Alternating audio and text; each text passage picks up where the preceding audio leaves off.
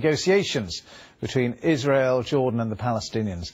And he joins us live from Tel Aviv via webcam. Thank you so much for being with us. Can I ask you first of all, what is your reaction to what John Kerry has been saying? Are you surprised by the strength of his remarks? Well, I was not surprised. We're all waiting for a parting shot from the U.S. administration. We got it in a UN Security Council resolution.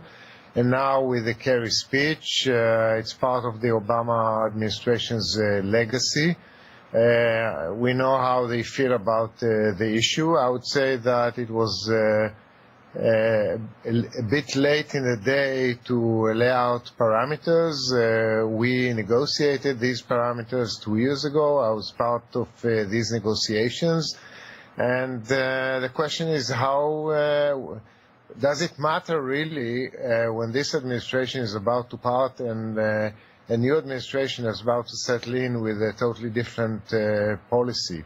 So while I share Secretary's concern about the future of the two-state solution, I'm not sure he accurately captured the full picture and the nuanced picture of this highly complicated conflict and what to do about it. He singled out one element, which is parameters, political horizon. There are many other dimensions. He singled out one element on the ground, which is settlement activities, but I think it's a much more complicated picture than that. Well, he did. He said settlements, building settlements on Palestinian land threatens Israel's very future as a democracy. Well, I'm not a supporter of settlement activities in the West Bank, but I would say that the reason why we did not break through to a solution is much more complex than that. We had over 20 years of negotiations, including far-reaching proposals by Israeli governments, and I think it's a multi-dimensional picture. It's not only about settlement activities. I personally believe that the window to a solution is still open, but I am concerned that if nothing is done, then perhaps in a few years it will be closed. Many people believe the idea of a two-state solution is effectively dead. Is that the way you see it or not? No, I don't think so. I think it's in danger, but I don't think it's dead.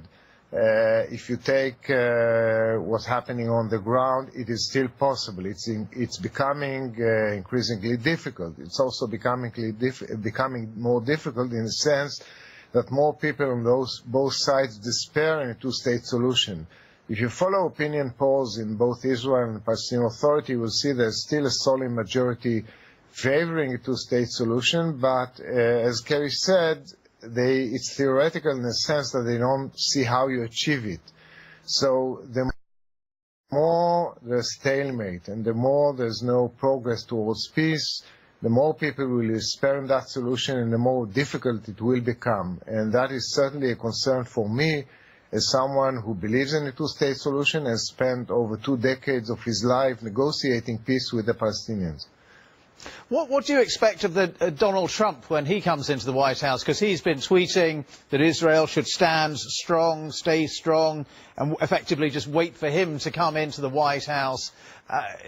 It's obviously going to be a very different relationship between the United States and Israel when he's in the White House than it has been with Mr. Obama in the White House.